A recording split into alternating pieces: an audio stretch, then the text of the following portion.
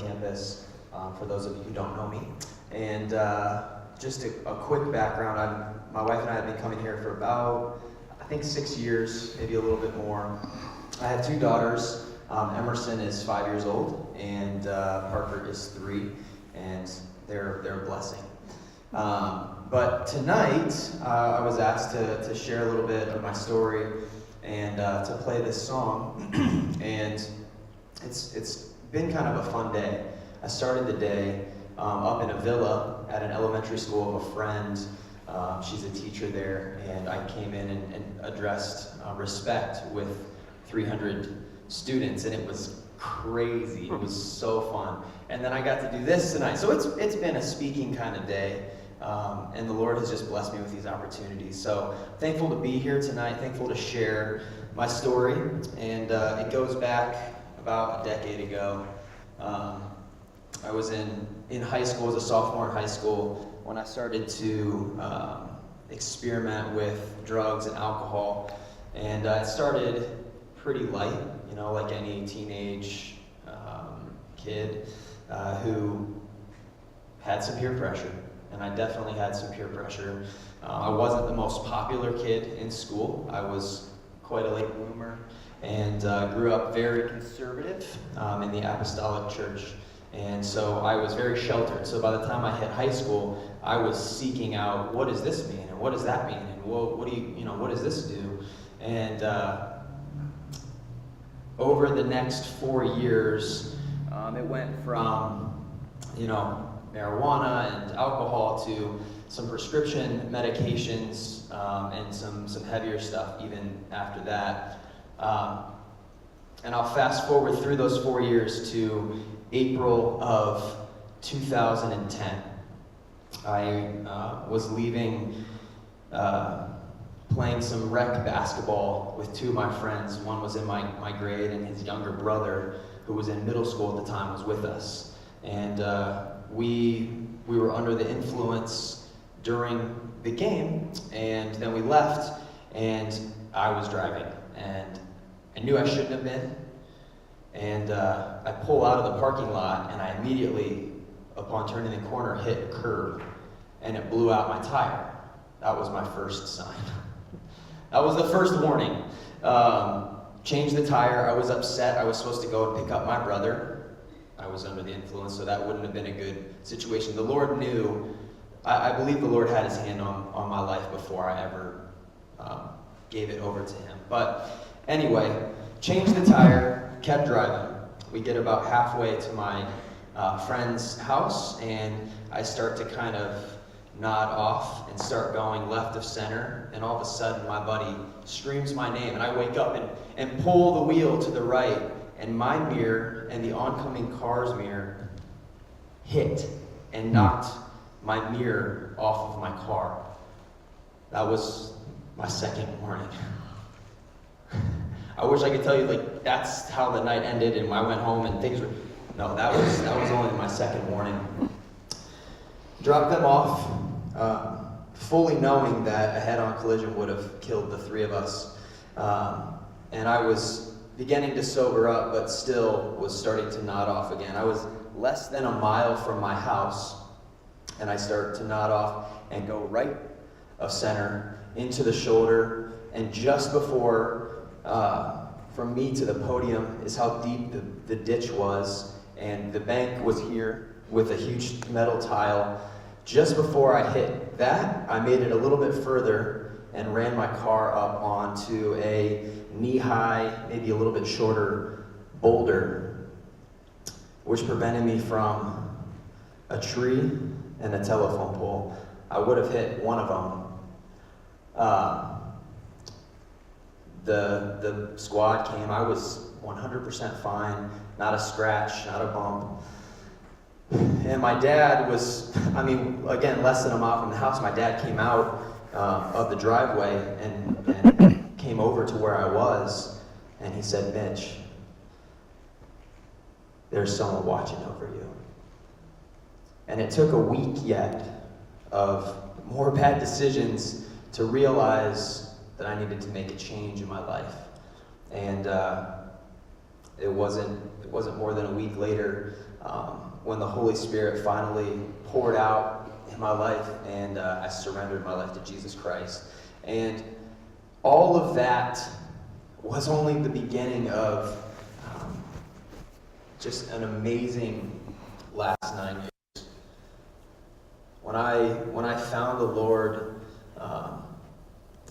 He did about a 180 flip on my life. I went from making all these horrible decisions to immediately serving Him, and with joy and with gratitude. And ever since then, I've been writing music, and over the 9 years, God's opened the doors for opportunities to speak to people, mostly when I have a guitar in my hands. And so that's what I'm going to do tonight. I'm going to share this song, and I'll just give you a little background before I share it. It's called He is Faithful. And it talks about Psalm 23, though I walk through the valley of the shadow of death, I will fear no evil. Though I walk through the dry times of my life, He is with me. And it gives some different scripture that was just encouraging to me early on in my walk of faith. And it just says, He is faithful through the sunshine and the rain. And really that's just some imagery for, the good and the bad times, the mountaintops and the valleys. You can use whatever analogy you want. But He is faithful through all of those things. About, 2 months ago or so, I was sitting in my office and I was just worshiping and playing through this song. I hadn't played it in a long time. And the Lord laid some new lyrics on my heart, and it expanded on the song. So I'm going to play you the kind of original version, and then I'll transition. And you'll know when I transition, when I go from He is faithful, referring to God, to saying, God, you are faithful. And in that day, in that moment of worship, He laid on my heart the burden of people who are dealing with mental illness, mental health illness, and specifically suicide. I know a couple of people in my life who have attempted. I don't know anybody specifically who has committed suicide. And I was kind of shocked that God gave me these lyrics, because I really have little to no experience with suicide and with mental health. But when Chuck said that, and Vicky said they were talking about addictions and all these different things over the course of 4 or 5 weeks, with this song being about suicide, tonight was the night to come and share. So, I hope that, I don't know all of you in this room, but if it's something that you struggle with, I can't sit here and fully understand how you feel. And maybe you have people in your lives that struggle, and you can't fully understand how people feel when they are wanting to commit suicide. But I know in my life, in the things that the Lord has brought me from, and where I am almost a decade later, that God is faithful in all of His ways.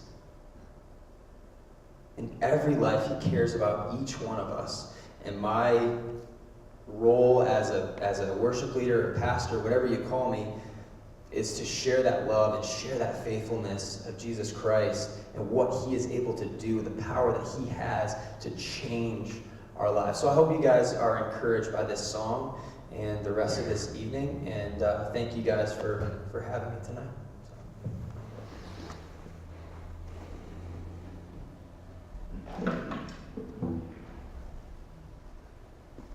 I'm a loud singer, so I don't need to use a mic.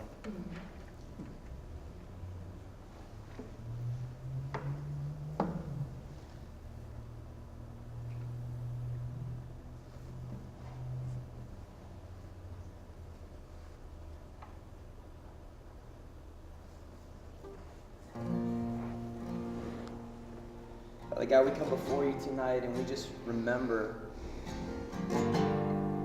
the things that each one of us have experienced in our lives, good and bad, Lord. We've all gone through some hard things, Lord. And tonight we can declare your faithfulness. We can declare your faithfulness in the situations that seem small to us, and even the things that are big, Lord. washing down over us, and you see all the chaos that we see, but Lord, you see it as an opportunity to bring your children back to you. And I just pray tonight, God, that your faithfulness would reign out in every heart, God, that we would be able to worship you in this moment because you are faithful.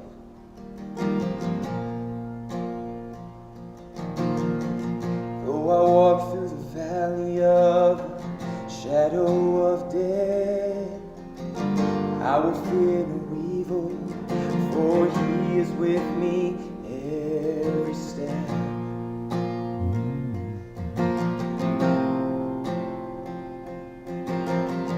Though I walk through the desert and my lips are dry, though my eyes are dreary and my feet are tired, you are there by my side. He is faithful, he is faithful. Oh, my God knows my name, brings me joy and heals the pain. He is faithful, he is faithful. Through the sunshine and the rain, every day he's still the same, and he is faithful.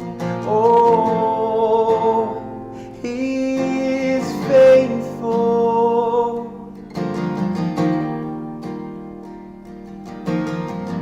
Count it all joy when trials arise, when faith is built, when patience tried. Oh Lord, open my eyes. Count it all lost, the things that will fade, the cares of this world and things that decay. Set my face, oh light, on light, on thee, Lord. He is faithful, he is faithful. Oh, my God knows my name, brings me joy and heals the pain. He is faithful, he is faithful. Through the sunshine and the rain, every day he's still the same. And God, you are faithful. Oh, yes you are, Lord, yes you are. That's why we worship you, Jesus. You're faithful in the darkest night. You're faithful in the hardest fight. Oh, you're faithful when no one seems to care. No, you're faithful in the depths of my despair. Yes, you are. You're faithful when I feel so alone. You're faithful, God, when everything seems wrong.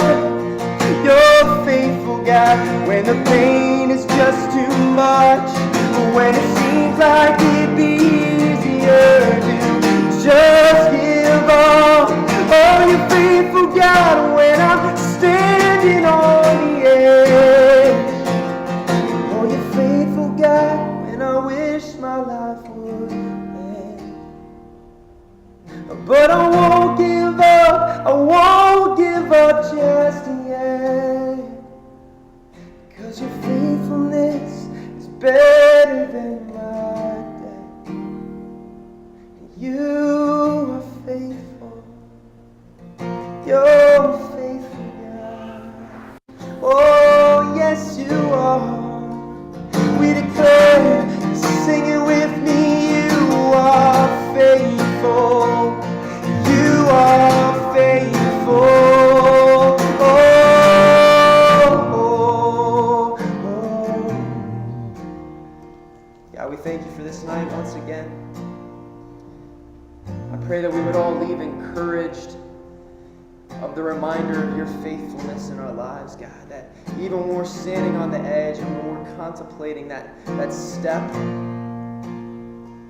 that decision to maybe take our life, God, that you would step in and intervene. I pray for each one in this room, whether they've struggled with it or if they have someone near to them that has or is struggling, God, that they would continue to just remind their loved ones that you are faithful, God. That you are faithful, God. And we thank you for the power that is in the name Jesus. And we declare that name tonight. Thank you, Jesus, for what you are doing in our lives, what you've done, and what you will continue to do. We thank you, Lord. It's in your name that we pray. Amen. Amen. Thank you, Mitch.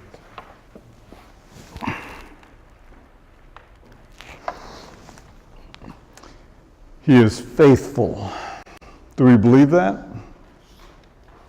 Or is there a part of us sometimes that wonders? And maybe at times we question God. Have you ever questioned God? Have you ever been one of those people that have shaken your fist at God? Ask him why?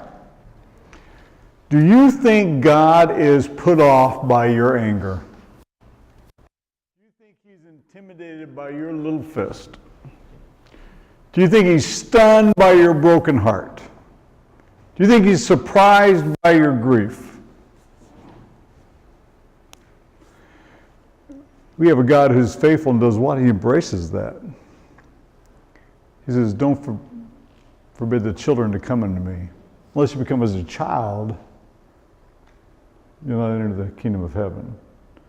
So what is this reality that we're trying to deal with here? So let's look at one thing. I put a term up here. Grieving well. That sounds like a paradox, doesn't it? Is it possible to grieve well? What does that look like differently than grieving badly? In your book, there's a picture, and there's very little in the book tonight, because especially as we get to the end, I want it to be a dialogue, not necessarily a presentation. So as you look there, this is a quote by C.S. Lewis. Everyone here know who C.S. Lewis is? Anyone who doesn't? Atheist, agnostic, Oxford, came to faith. You know him from the Narnia Chronicles, the Chronicles of Narnia. He wrote that for children to be able to understand the great gospel of God. He wrote that no one ever told me that grief felt so like fear. C.S. Lewis had met late in life the love of his life and watched Joy depart as she succumbed to cancer. And he wrote 2 books about that process. As he wrestled with God about, why would you give me someone to love and then take her away with cancer? Why would you put this in my life and then rip it out of my life?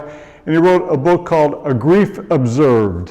And he didn't even want anyone to know who it is, so he put it out under another name. He didn't want anybody to know who it was. He wrote another book called The Problem with Pain. And as he was dialoguing through his loss, a friend of his whose wife also died of cancer, and they were writing and talking letters back and forth, and so there's a book called A Severe Mercy by Sheldon Van Auken that chronicles his struggle as a man of faith with the loss of his wife. Folks, these are important issues that form and shape us. But can we grieve well? Can grief come to the point that actually brings honor and glory to God? We're going to talk about that a little bit because I believe that happens, and I believe it happens probably more than what we think. And so before I do that, I want to tell you my story of where grief changed my life. And when I say changed my life, I have never prayed the same as before this.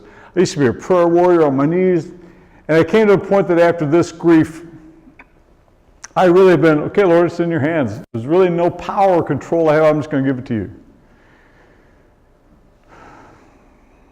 It was in 1991, and I was down in the Dominican Republic working, and I get a call that my father had been burned in a fire, and I needed to get up there. And my dad, you never know you don't affect your father's. My dad, 58 years of age, it'll be all right. I've been an EMT, I worked in burn units, I've been in the emergency room. They told him what his injuries was. No big deal, this guy will survive, but he's tough. So I'm getting around to go. I actually had a group from my small church visiting, and they were down there visiting there was about 7 of them. And my dad was supposed to be on that trip, but he decided not to go. He said he couldn't leave my mom, she never worked, she never had a life, she had anxiety disorder, she just stayed home. I don't want to leave your mom that long.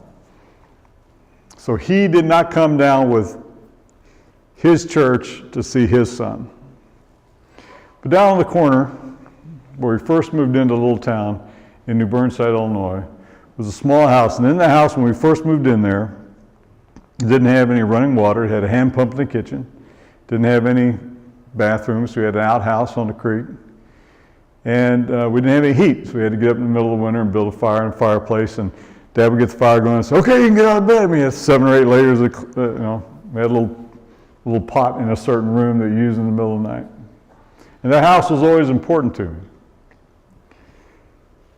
It was also a house that God shocked me one day. I had a vision. I was 10 years old. So many things in my life changed when I was 10. Anybody here ever have a vision? Not it's been from God or from somewhere else, but everybody ever had a vision? I'll tell you about my vision, because it all ties into that house. I was just out riding my bike, and everywhere I lived was hills, folks. In the winter, there was only one road you can get out of town on. If you couldn't get out of that town, you were stuck. So I'd come down the house, there's a hill coming down from my house, and that would drop off right there and go out of town, or it would climb this huge hill to go up here, and I climbed that a couple times when I was a teenager. But it would take this falling away curve like this, and you had to do it just right on the bike or you lose the bike. And I was coming down, I was going to try, okay, I'm going to try and slide around that and get down to that side here. And I'm going down, all of a sudden, just as I went to go to that tune, I heard this boom! And I dropped the bike, and I was standing up like this, turning around. I forgot, a house had blown up. It was an explosion. It was a boom that shook my world and left me standing there in the street, just shocked, looking at the church. It was a church, because the church was right there. The house, nothing. Turning around, all of a sudden, bam! My eyes were to that house on the corner I used to live in. And the vision was that Daddy is dead. And there was a man whose family lived there. He was in the Vietnam War. And I'd stop by and play with the kids, drop my bike, go in there in the yard. I used to live in this house. And it shook me so I didn't tell anybody about it. It was a vision. I didn't know what to do with it. I didn't know why he was focused on that house, and boom, my eyes there. The father is dead. Why it was revealed to me, I don't know. 2 weeks later, I got word that as he was working in the headquarters, a bomb had been dropped on it, and he was killed in a bomb blast. And then there it had been revealed to me that this man was going to die. I was 10 years old. I was freaking out. I didn't know. I didn't tell anyone until after my father died. Because it was in that same house, in the basement of that house, when he should have been down visiting me in the Dominican Republic. He was changing out the hot water tank of the house for Navy Newton. Navy and Fred lived there, and they helped take care of my mom when her dad died, and so I went down and helped take care of Fred after he had his stroke. I was 13, I'd get him up out of bed and change him, pull him up his pajamas, and take him out and let him watch TV, and I'd give him a bath, put him back to bed, and because they took care of my mom, I went down and took care of him until he died. And Navy had also had a stroke, so they both were 2 people in the house with strokes. And so her hot water heater had gone out, and Mom kept saying, "You need to get down there and change that for Navy. You need to get down there and change that." So he was down there working on it in July, in the summer heat there, the horrible heat we had there in Southern Illinois. And he had just had a gas detector they turned in to Spec Blackman. I can tell you the whole story, but he used to work for a hardware store doing odd jobs on the side. He was a fix-it-man engineer. He had the mind. He could fix anything. And he was down there changing it out, and he turned that gas detector in July, and the heat was oppressive, and my dad checked everything twice. I worked with him, putting in furnaces, putting in air, I worked with him all the time. He'd go check something, no, let me check one more time. Always check things twice, son. I know he checked everything twice. He went out and turned on the gas at the gas tank, came down, lifted the thing, and it blew up in his face. When it blew up in his face, it burned and charred his face and his hands badly. He was trapped in the basement. The flames were climbing up, starting to burn across the floor of the house. He went out to the back door that came out of the basement, but it was padlocked from the outside. He couldn't get it down, so he had to run back through the flames and run upstairs. He ran upstairs and he got Nevy and said, "Nevy, you got to get out of this house right now." He got her out of the house, went to his pickup truck, got a hammer and a chisel, went across the street to the neighbor. Before he did that, he did go over and turn off the gas with his burnt hands. Took to the neighbor and said, "Listen, take this hammer and this chisel, knock that padlock off the back, call the fire department, get them down there, and get them to save this house," which they did. We lived a block where our church was, and our house was a block away. He ran up the street, ran to the house, kicked on the door. Mom came to the door and said, "Shirley, I've been burned. Don't worry about me. I'll be home in 2 weeks." Ran up the street, found a couple of our other neighbors sitting out on the porch rocking and talking, and said, "Man, I've been burned. Take me to the hospital." Opened the car and sit down. They took him to the hospital down there in Southern Illinois, realized the burns were bad in the face and the throat and all, so they airlifted him to the burn unit in Springfield, Illinois. It was at that point that I got a call saying he needed to come up. I've traveled back and forth many times to the Dominican Republic over the 22 years I lived there, and there's only one time I ever got delayed. 5 times I missed the flight that they wouldn't let me on out of Miami. I kept getting calls from my sister. "You need to get home, you need to get home, he's failing, he's failing." I was like, what do you mean he's failing? "Our father is dying." Now I want to say, I am in control. I've only cried, I think, 2 times in my life.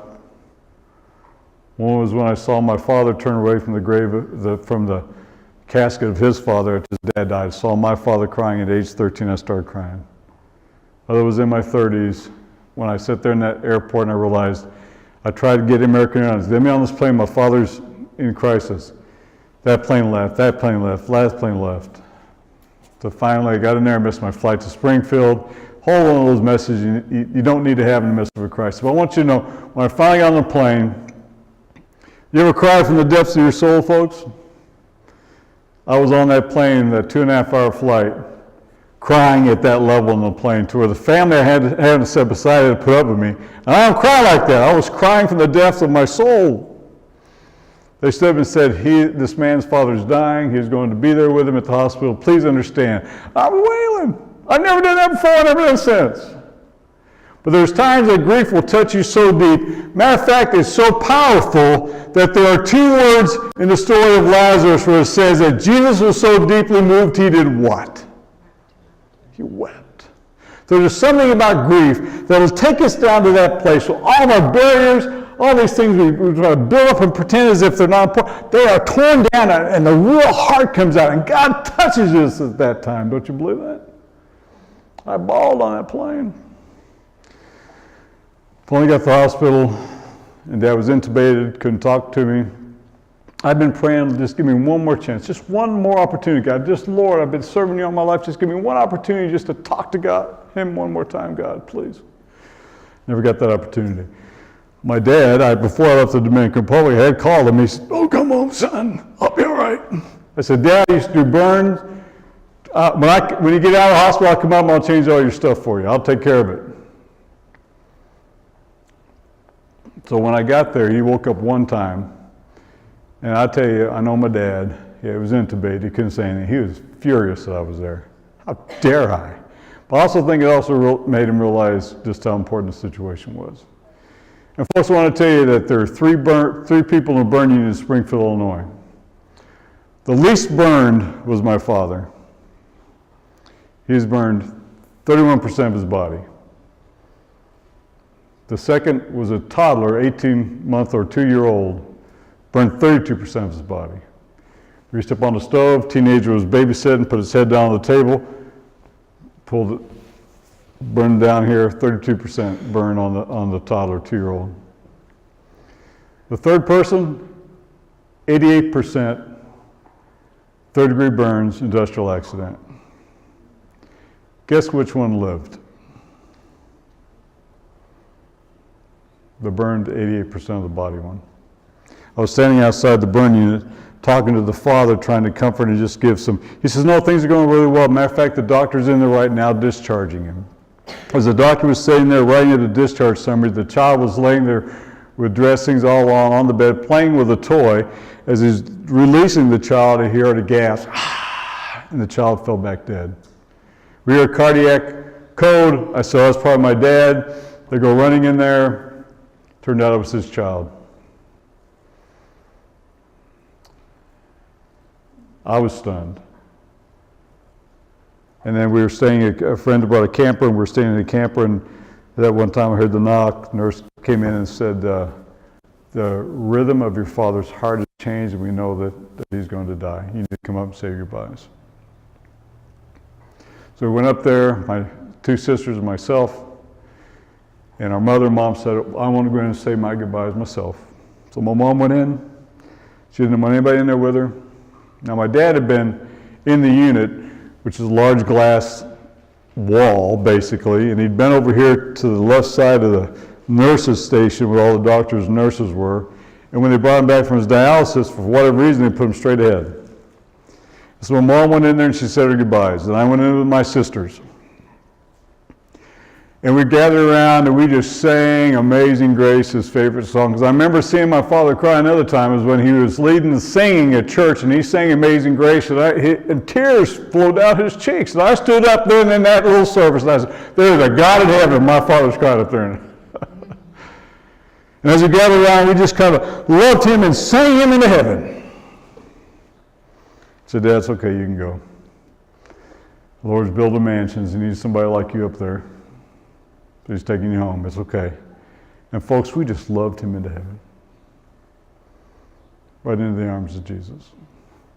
I come out, I was saying goodbye to my father, and as I look up at the nurses' station, there's about 15 people there, nurses and doctors, because they could not figure out why my father was dying. And they had lost that baby that was not supposed to die. And they were traumatized. They were beaten. They were defeated.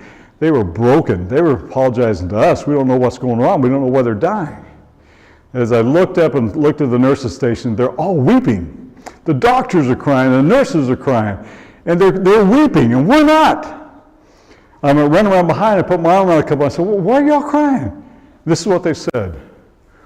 We've never seen anyone die so well. So what do you mean? Usually the people are screaming, they're crying, no, and they said, but you just loved him. He must have been a great man. I said, yeah, he was a great man. But it was not that he was a great man, it said he served a great Lord. All we did is we just realized our Father's going to be with Jesus, and we just set him up in the presence of the Lord. They said, we've never seen anyone die so well. So I'm going to ask you folks, can you grieve well? Because we, as believers, grieve differently than those who do not. We grieve differently. So we must learn to grieve well, even in our pain, even when it comes from the depths of our soul, rises up. Is it okay to weep? Is it okay to cry? Is it okay to cry? Yes.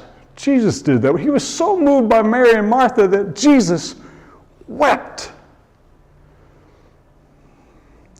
Just like we talked about that it's okay to be angry, right?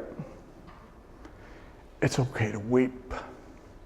It's okay to grieve well. God wants us to grieve well. Do you think God didn't grieve when he turned his back and away from his son upon that cross?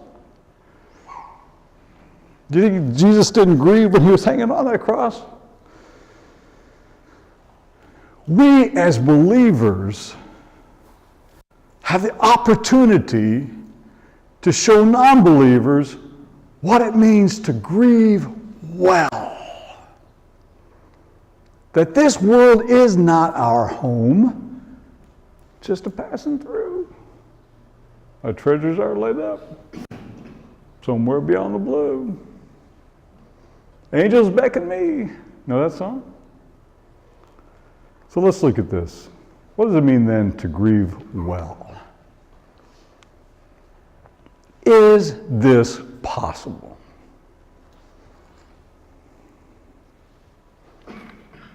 Yes, correctly. But is it okay? Is it okay? Is it possible? Yes. Is it okay to do that? Is it okay to grieve well? What are some expectations people have of someone who's had a loss? What are some expectations that people have of someone in the church that their child's been killed in an automobile accident? That there's been trauma or a loss? I don't care what you do, folks, your heart is going to break and you're going to be broken, you're going to fall apart, right? Is it okay to grieve well? We're going to talk about what that means here in just a minute. Is this possible? Should I feel guilt if I move on? What if I move on too quick? Because sometimes people may judge other people. If I forget and not think of them daily, if I need to pay in grief for their death, my loss. There's some people that want to make themselves pay, they want to beat themselves up over grief. Now I can tell you how many homes I've been in. I was down in Kentucky visiting a friend of mine, man I used to work with, single man, never married, moved into his parents' home after they both died. And he had a room there, his parents' old room. He said, no, I can't have you stay in the room. He opened the door and showed me that the room is exactly the way that his parents had left it when they died. So he paid for me to stay in a hotel, so I wouldn't stay in his father's room. I went out to the garage, there was his car, still parked there. Had never moved it, never uses it, hadn't started it since the day his dad died. I said, now Fred, what are you doing? He said, I just can't change that, I just can't. I said, Fred, he's a believer. Are you grieving well? No, I need to pay in grief for the loss of the death. I have to remember them daily. I have to show them I haven't forgotten them. I said, they're in heaven. They don't need you to remember him down here. I want to tell you, this man is older than I am. Because sometimes people don't know how to grieve well. They don't know it's okay to move on. They don't know it's okay to be able to say goodbye. And so when you ask this question, is it possible? Let me ask you this. Do people oftentimes feel guilty for the death of someone in their life? How something happened, but we blame ourselves. Why? The what ifs. Remember the ifs of Mary and Martha? And we have to understand the power of that word. IF. Maybe we're typically going to slap a little only on it. If only I'd have called him. If only the last time I talked hadn't been a fight. If only I hadn't said the thing I said that made him storm out. If only I had one more time to talk to him. If only I could just have one more opportunity.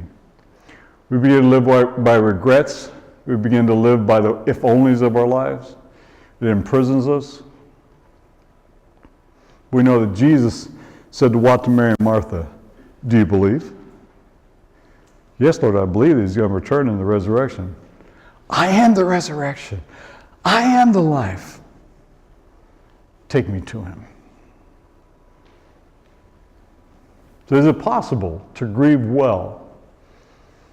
And these are things, again, if you're helping people through grief, tell them it's okay to move on. Tell them, it's okay to let go. Sometimes people want to take you like Fred did and walk through the room and point out the stuff and show me the things. If I have to have an opportunity to speak into his life about letting go of Fred. You know what? After I left, he sold the car. And he started making some changes. And he put up some things. He said, red wine, you're right. It was time for me to make some changes.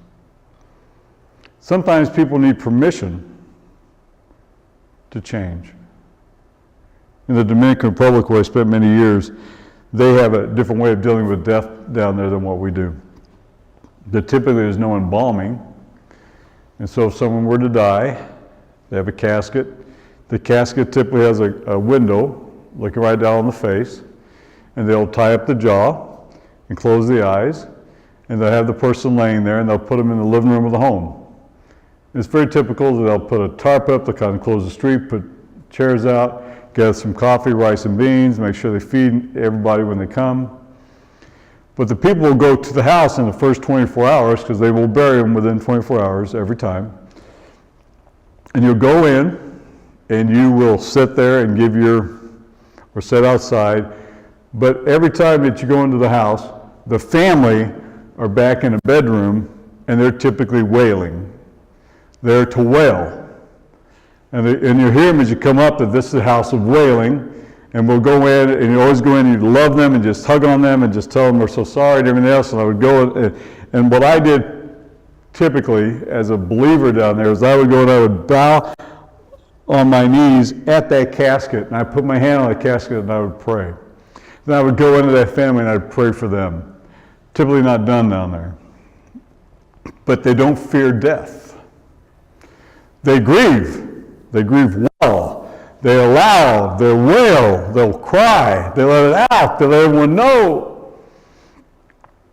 Then at the end of the day, they start the procession into town. They put the casket in the back of a pickup truck, and everybody will either walk alongside or take motorcycles in. Everyone pulls off in honor of the dead, no matter how long it takes. You get into the cemetery, and there's a cement slab that's sitting there at the entrance. They put the casket down, they open it one more time for the family to say the goodbye, they close it. They take it, put it into a mausoleum, everything's above ground, nothing's in the ground down there, and they put a block in it, and they cement it shut, and they put the date on it. And the family then has 1 year to either keep paying on it, or they take the bones out and throw it into a common grave in a year. And I've many times I've talked to Dominicans.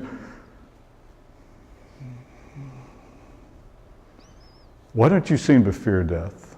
It's part of life. We trust God.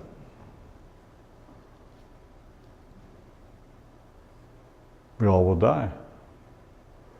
They'll put a white cloth on the front of the door, put a black cross on it. That's to mark that there's death in this home, to honor. The women will not wear any type of color other than black for a period of 7 years if they're an older widow, at least for 1 year, to again let them know, oh, you're in mourning for the year. There are traditions that say death has come. They don't necessarily run from it, but it's quick down there. Remember one time I was sitting on a plane flying, there was a lady beside me from Guatemala, and as we were sitting there getting ready to take off, she's putting up a picture of Jesus and a picture of Mary, and she has this book, and she has her daily devotional, she has a rosary, she has all the stuff spread out. I mean, she has a collection. And I sat there and I said, to her in Spanish, I said, so why are you doing all this? She goes, oh, I'm scared of flying. I said, really? I said, oh yes, I'm just terrified. I just don't want to. So I just started praying to Jesus and praying to Mary and praying to everybody else. And she said, why aren't you afraid? I said, well, I trust in all this. I trust that guy right there. I trust Jesus. You know, if the Lord wants to take me home right now, he can take me home. I have faith in God. Because you do, I wish I would. And there at that moment, the plane took off, and she reached over and grabbed my leg. Peeled her hand off and put it back. I said, ma'am, you can hold my hand. Oh, man, goodness, what a grief. We all grieve. We all fear, right? Remember, as C.S. Lewis said, no one ever told me that grief felt so like fear. There's something about fear that gets inside for death and grief, isn't it? Maybe it's because we begin to realize our own mortality. If we have an accident, lose a friend, realize that could have been us. Begin to rethink our whole process of life, don't we? Is it possible? Yes. Is it okay? Is it okay to do well? To say as a believer, you know it's really hard to lose them, but I know my family member had faith in God, and they are now looking on the face of Jesus. They've been welcomed into heaven, to his presence. They're the lucky ones. Is it okay to do it well? Is it okay to find joy in sorrow? Isn't that a gift that God will give us, to find joy in the midst of great sorrow? What a blessing that God would love me enough to give me joy at the greatest time. That I can embrace those nurses and those doctors and bring joy and bring an impact to heaven. Wow! That's how God works. He never lets even a death, not even a sparrow falls to the ground and dies without him knowing it. And unless a seed falls to the ground and die, it will never grow. Folks, this is the power of resurrection. And we oftentimes, so many times in our life, we try to renew things, restructure things, change things. We want to redo everything, right? God's already is a resurrection. So that means something's got to die. And we have to learn how to handle death and handle dying and handle giving things over and submitting to God and surrendering to God and dying to self so that his power can truly resurrect. And sometimes in the midst of grief and loss, we miss that. That there's a resurrection moment in the midst of that. There's joy to be found in sorrow. Is it okay to take joy in memories and to laugh?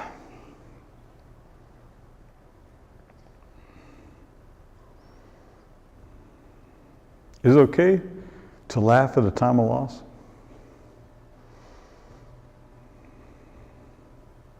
For all the kids I worked with all the years of my 37 years working with youth, I lost one. It was a flooding accident, a flash flood that came down the valley. His house of boys were up on a rock. They were 15 feet above the river, folks. 15 feet above the river, just sunning. And there were two kids down in there swimming. And the one guy had been in a flash flood out in Colorado and been pulled out the last minute and saved. And he said to the house father, something's changing in the water here. We need to get out of here. Something doesn't feel right. And so they grabbed their stuff and get off the rock, and boom, this wall of water hit. For it had been raining up in the mountains and came down and hit that rock. And it trapped them up there. They were cut off from the little indentation. The Dominican kid got off, but they were stuck there. One boy sitting on the backside, they held hands and they held as long as they could, but the water rose another 5 feet and pushed them all off. Should have lost 7 that day. Story after story, I can tell you how the ones pulled out, but the one we didn't find was a boy sitting there, couldn't swim, sitting backwards, 18. He went off, head injury. We found him about 1.5 miles down the river the next day. When the parents came down and they got out of that vehicle, they arrived. It was just destruction. So the next day, we had the funeral. There, we sent the body back to the States to be married as an American boy. And I took them down to the place on the rock, and they stood up on the rock, and they looked down how far the water was, looked up, and they said, this is the hand of God. This is the act of God. This has nothing to do. No one was at fault here. But the best time after the funeral, with hundreds of people turned out. And the gospel was shared there as hundreds of people from the valley turned out. And we went into the house, and there were the boys, and the boys started telling stories about their son. And we taped it.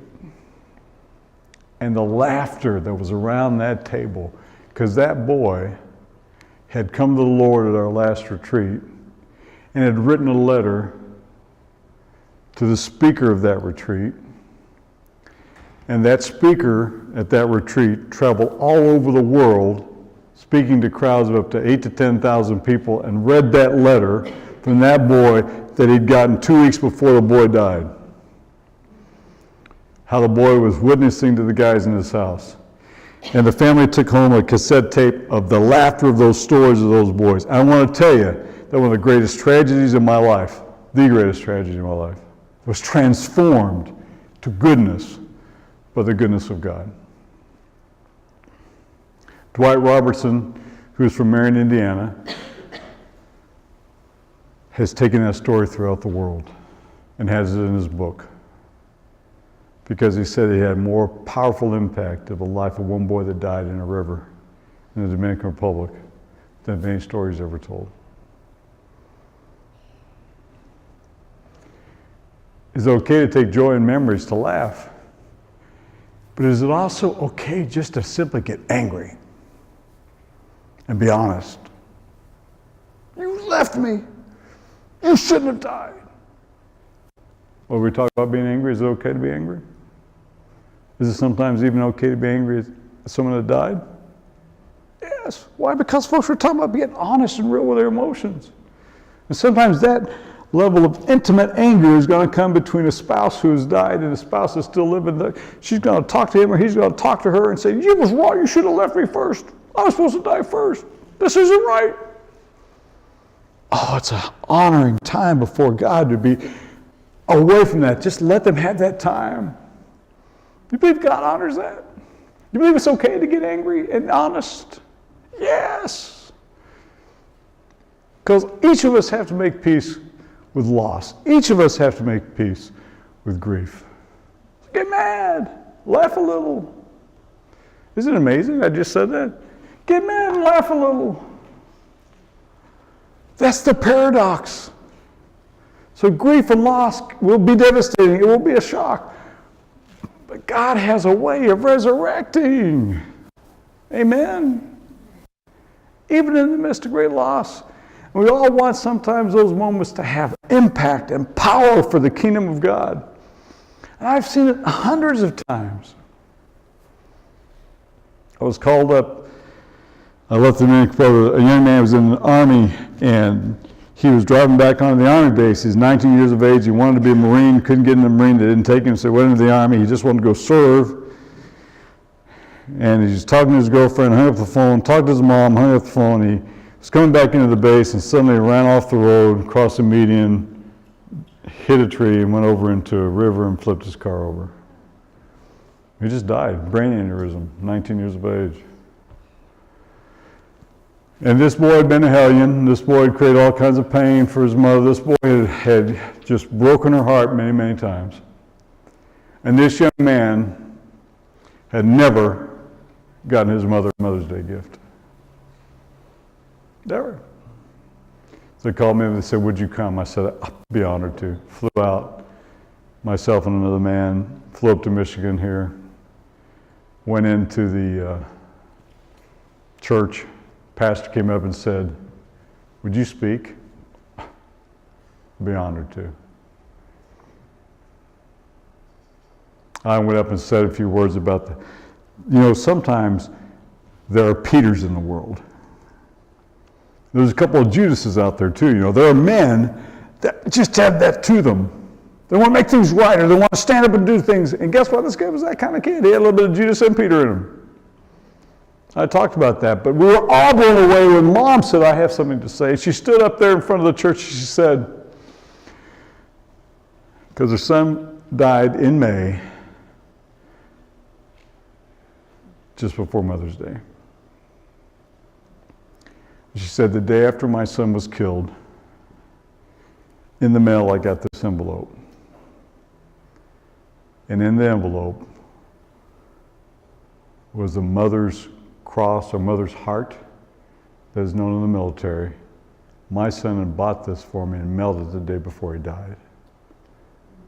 That's God speaking to me from heaven, that your son loved you even if he fought you. And I wear it today. That woman did not cry at that funeral. She said, God put me to rest. And she came up to me and she hugged me and said, I know you led him to faith in Jesus Christ.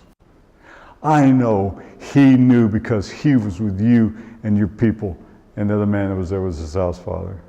I know he did, and that gives me hope. That gives me faith that he's in heaven, even if he was a Peter denying God at times. God's got a resurrection. Amen? I don't know where you're at, if you're going through grief or loss right now, but I want to tell you, Jesus is coming to the tomb.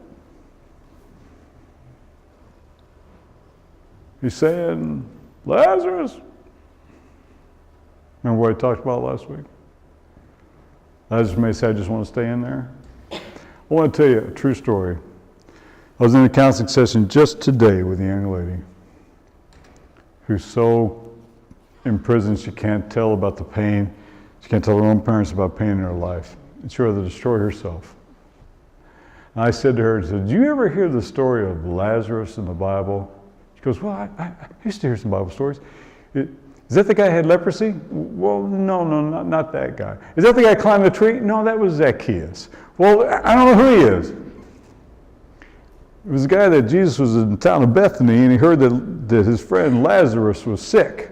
"Oh, yeah, the guy that died." I said, "Yeah." He went to his sisters, and his sister said, "Lord, if you'd have been here," and I told her what I shared with you, that, "Lord, if you'd have been a better Jesus, our brother wouldn't have died." Then Jesus went to the tomb. He said, "Lazarus, come out of the tomb." I said to the young lady, "You're just like that. You're just like that. You're in your tomb and you want to stay in there all wrapped up in your therapeutic death clothes. I'll just stay in my blanket in here. It's kind of cool. Not sunburns anymore." As I started telling her that story, she started crying. Not a girl of faith, not a girl that... She starts weeping because she knows that Jesus is calling her out of the tomb. But she's living by the if onlys. "Lord, if you'd only been a better God, my parents wouldn't have gotten a divorce. Lord, if you'd only been a better Jesus." And folks, one of the things we can do in the midst of grief is to free people from the if onlys of their life. And be able to embrace them and say, don't go there. Don't blame yourself for the loss. Don't blame yourself for, don't beat yourself up over what's happened. Folks, I want us to be able to take to the heart of those that are grieving joy in the love of the Lord and the embrace of Jesus from a cross. His arms are out like this, but he brought them right back down to bring us around and hug us and love us for who we are. Amen. Oh, I got to preaching. Okay. Let's realize again, as we transition to the final topic, sometimes there's this negative side of power, right? And we feel like God is against us or we're being persecuted.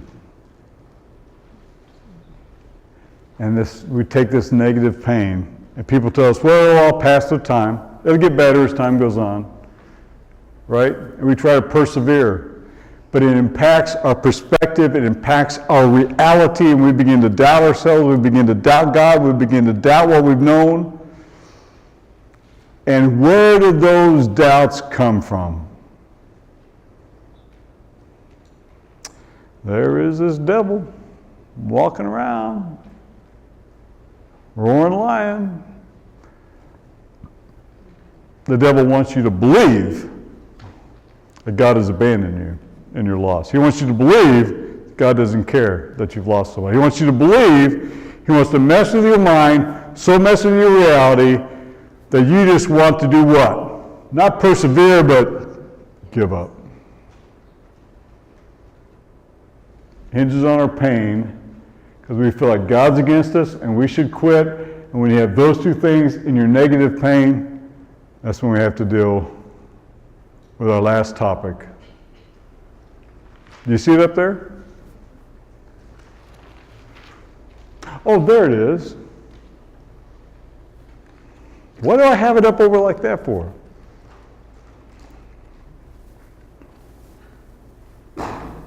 Because it's the one we don't talk about, right? 2014, this lady here, this fine, beautiful lady I've been married to 6 years this weekend,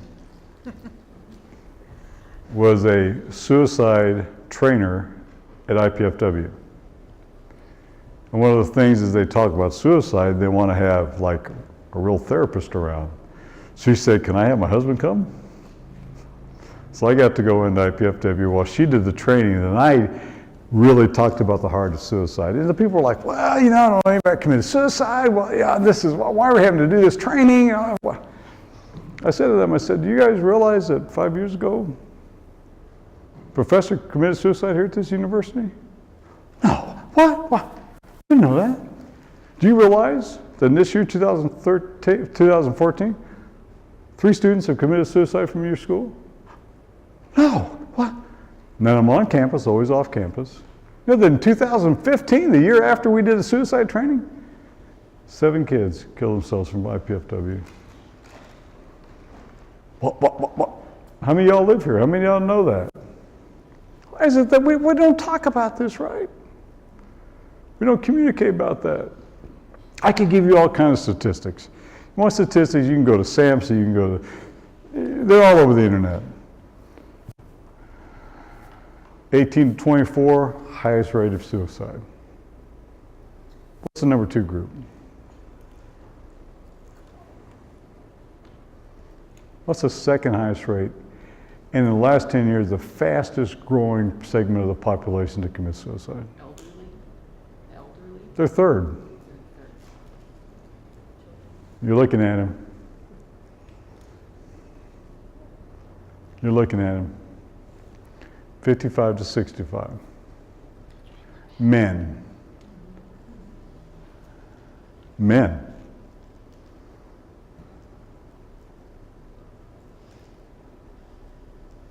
Why? How many of you knew that the second fastest growing population for suicide was nearing retirement or at retirement age men? Anybody know that? This last recession saw a marked increase. And so one of my main passions is to talk about men who stay silent. I go out in the backyard, behind a barn, or in the barn, and in their lives, without anybody knowing about it. I was just training, I teach at Huntington University, and I teach and train therapists. And the last class I had was all females, all women. And we were talking about this, and it was like, the same kind of, like, oh yeah, suicide like is a big issue here at IPFW. I said, okay, let me cut right to the quick. Each one of you sitting here right now, your father is suicidal, and I want you to go talk to him about going to a therapist. You know what the response was? My dad would never, no way, my dad would never go to a therapist. No way would he go to counseling. I said, there's your problem. You sit here training to be therapists, and you know your own father would not, to save his own life, go in and get help. How are you going to reach that segment of the population? How are you going to reach that segment of the population? Let's look at, oh, I jumped that whole page, didn't I? That's okay. What are some of the symptoms of suicide? Now, I will say this, as a mental health therapist, I've dealt with suicide most of my life. One of the most powerful ones was when I was 18 years of age, and when we went into a house, a man had tried to commit suicide. He was struggling with rheumatoid arthritis. His hands were crippled. He had somehow gotten and hidden a little pistol, and while his daughter's out of the room, he took the gun and he shot himself, but his hands were so crippled and all, he couldn't fire right. He shot himself here through the, and as I got in there, the man was weeping and crying, I can't even kill myself right. I can't even kill myself right. Another was one I got called to a farmhouse where a 21-year-old farm girl had tried to commit suicide, taking a bunch of pills, and locked herself in the bathroom. Her uncle was like 6'4", I was a little 18-year-old. That woman gave me the worst butt whipping I've ever had in my life. Hitting, kicking, spitting, let me kill myself, I want to die, you guys. And she was punching me, and if her uncle hadn't been sitting on her legs, she was just out of control. I have gone through, I have dealt with, I have faced, I have struggled with suicide. That's why it's a passion of mine. But what are the symptoms of someone who just goes out and commits suicide? Yeah, that's the answer. It just happens. Oh, there are those that say, I'm suicidal. They say, well, I want to kill myself, and they have a problem. We send them to PBH here in town. We haven't, we do all that we do. Someone goes in and they go in for 3 days, and they come out. Then we connect with whoever is their counselor or therapist already and say, listen, the person's getting out, let's follow up with them. There's great suicide prevention work done here by Assist to train people in suicide prevention. There are great groups and organizations like NAMI of Fort Wayne, Mental Health of America. We're out here about this business. And there are things that we may notice, people write notes saying goodbye, giving things away. But oftentimes, you just hear the word, so-and-so committed suicide last night. That's where the shock comes in, because no one may have seen it coming, because the person may be of age where they're not communicating or talking about it, right? So then how do we miss it? How do we miss this? A year ago, January, a good friend of mine, he had come down and worked for me in the Dominican Republic, was still so moved by what happened in 911. He went back over to Iraq for another term, re-signed up. AED hit his Humvee, head slammed into the roof, brain trauma, began to lose, he didn't know where he was at sometimes, had problems. This guy used to be a bounty hunter. This guy, he was a fighting, squirming, he was just that kind of a tough butt. His wife couldn't take it anymore, finally not believing him. He had his 2 dogs, he loved them, had a girlfriend, thought everything was turning around. I'd gone to Texas, visit with him, got him help into a program to study brain trauma. A year ago, January, went on the backyard, put a pistol in his head and blew his head off. He could have called me, talk, check in with him. My brother-in-law did the same thing. Went up in his apartment, took a shotgun, blew his head off. I spent time with him.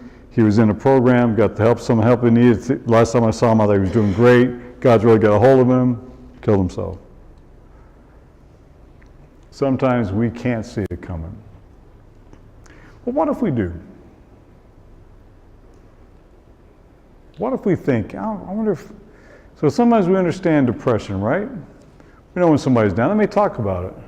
But do you ever think to be able to look at them and say, I'm really concerned, I just want to ask you, have you had any thoughts of killing yourself? What prevents us from doing that? Fear. Of? Being wrong. Mm-hmm. And them getting angry. Yeah. I may offend them.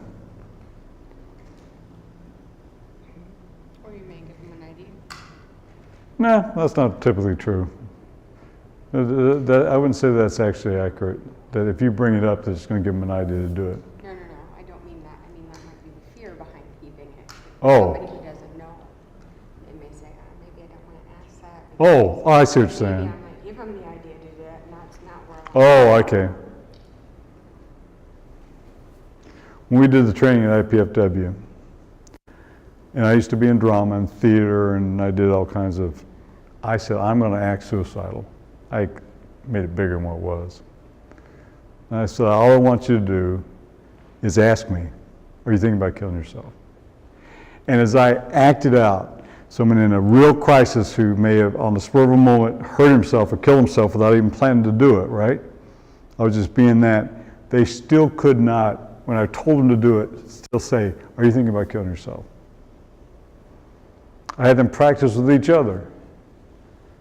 They still couldn't say it. There's something about that we have a hard barrier in our lives that we don't want to be able to look somebody in the eye and say, I'm really kind of concerned about you right now. I do this from a heart of compassion, not from a heart of hurt. You seem really down. I want to make sure you're not giving any thoughts to killing yourself. So we usually ask the question easier, you're not thinking about hurting yourself, are you? Thinking about hurting yourself is totally different than asking somebody you think about killing yourself. Now, if someone gets offended, well, at least they're alive, right? And they process through that, they may come back and thank you for at least being brave enough to ask. Suicide is something that we can't run from, folks, but also we have to be real about it. Just the same within our grief. Now, here's what typically happens. We study the statistics. We know how many people have killed themselves. We know what has been done, right? But we don't actually know what to do with it. And there's training out there for this. Again, I'm set to go to training here in next month I got to cancel because I have to go to a state meeting, but there are opportunities to get out and talk about these type of issues. So let's talk about the issue that we may have more control over, is how do we love those in the aftermath of suicide? Someone in a family has taken their life. They completed an act of suicide. What do we do for those left behind?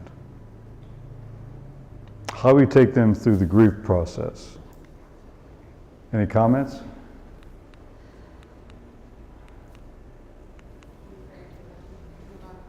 Let them know we're there. We go back to this, right? Is it possible to grieve well? Is it okay to do these things? Now let me ask you this. Is it going to be a different approach to someone from a family of believers than it is for someone from a family of non-believers?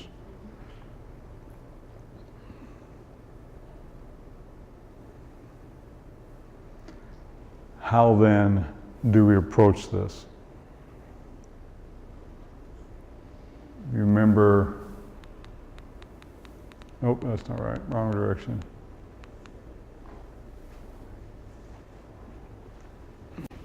When such power, even negative, has come into our life in such a way that we feel like God's against us, our pain is so deep, we feel like quitting, our reality is askew, there's one thing that remains a positive: there is no negative in presence. Sometimes it's just being there. I remember when I was working as a hospital chaplain in my internship for my Master's Divinity degree.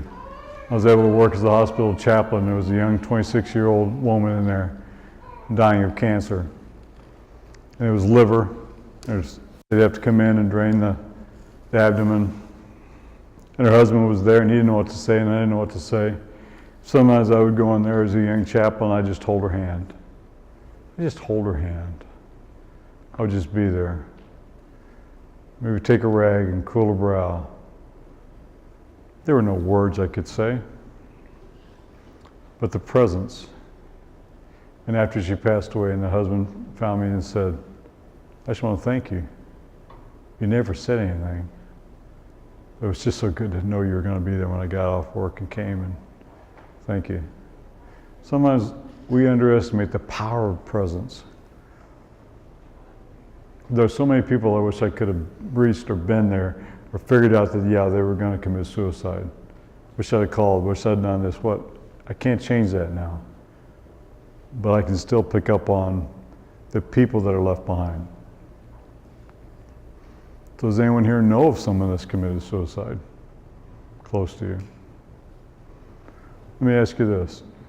How many of you, after that happened, put in your calendar the 1-year anniversary? That's not just for suicide, that's also for grief and loss. My habit was to put in my calendar the 1-year mark. So a year from now on my phone, oh, this is the 1-year anniversary of, and I would make sure that I would call that person. Say, hey, listen, it's been a year, how you doing? This young lady that stepped off a train platform in Chicago in front of a train and killed herself. She was 27, former student of mine. I'm in contact with her mother on Facebook. How are you doing at this time? The same with a drug addiction or a drug overdose. I want to mark on my calendar, and I want to be one that's present a year from now. Because we all know what the worst day, other than the death, is that 1-year anniversary. True? I want to be present at that 1 year. So I challenge you, as people that can do one thing. You can make a phone call, you can go knock on a door, you can take somebody out for coffee, or meet them for lunch on that anniversary. Because you know, if you've ever gone through a loss like that, what happens to you at the 1-year day? What's it like? All comes back. Now, let's think about a lot of suicides happen what time of the year? Holidays.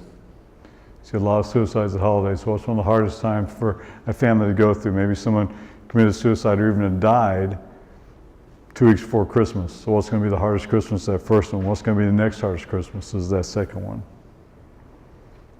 And that's the time that we as believers, we as friends, we as people can just step up and say, hey, a year ago, how are you doing? Because it's that time that they're at their neediest. Remember, after you've had a funeral, people bring all the food, then people come back and collect the plates, and all of a sudden you're left going with your life. And it feels weird. It feels like I'm supposed to get back in normal. When do I get to laugh again? All the things we talked about here.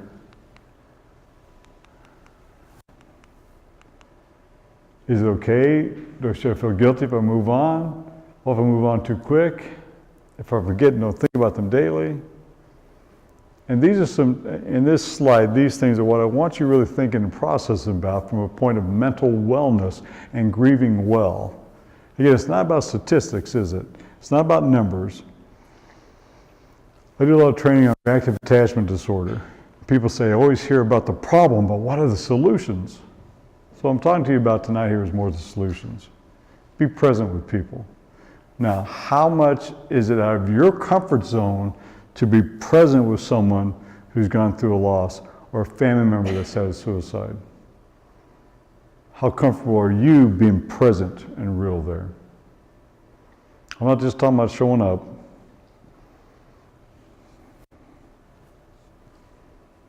I think you said something really important. Mhm. There's nothing you can say to make someone feel better. I think just sitting with them in the pain. I think that's what I need when I'm in pain. I don't want anyone to say anything because you can't comfort anyone with words. But that was a good analogy that you just gave us. It's just being there. And again, we grieve differently. We can grieve well as believers. Doesn't mean you're going to go in there and be all happy and joyful. Sometimes you just have to rest in the presence of the Father with someone in the midst of loss. And let them know. There's no answers, no things you can say, so quit talking. What can I do for you? Maybe the 1 year mark is an important time, but what about halfway through the year? Let's say it happens to December. Come around to the summer, the first summer. You gotta remember, the first birthday without the person. The first summer. We always went up to the lake. We always went out to whatever their favorite place for vacation is. All those memories are coming up through the year. That's when they need us as friends to be present with them, to call, check on them. So there's things we can do. We may not be able to prevent certain suicides, but folks, we can come alongside and do some very powerful things following a suicide or following a death. I want to tell you a story.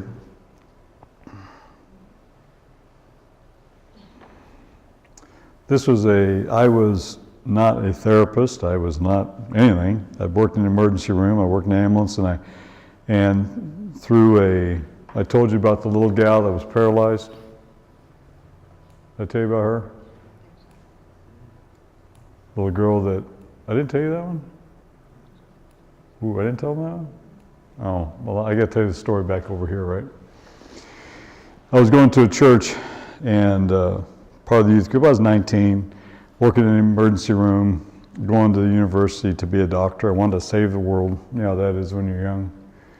And I was sitting there one time talking with the age group, young adults I was with, and they started mentioning this girl named Teal. And I was like, where's she at? Oh, she's at home. She doesn't come here anymore. She's been paralyzed for the last couple of years. I said, paralyzed? Yeah, she had some type of viral infection that came in, and it just basically took everything away from her.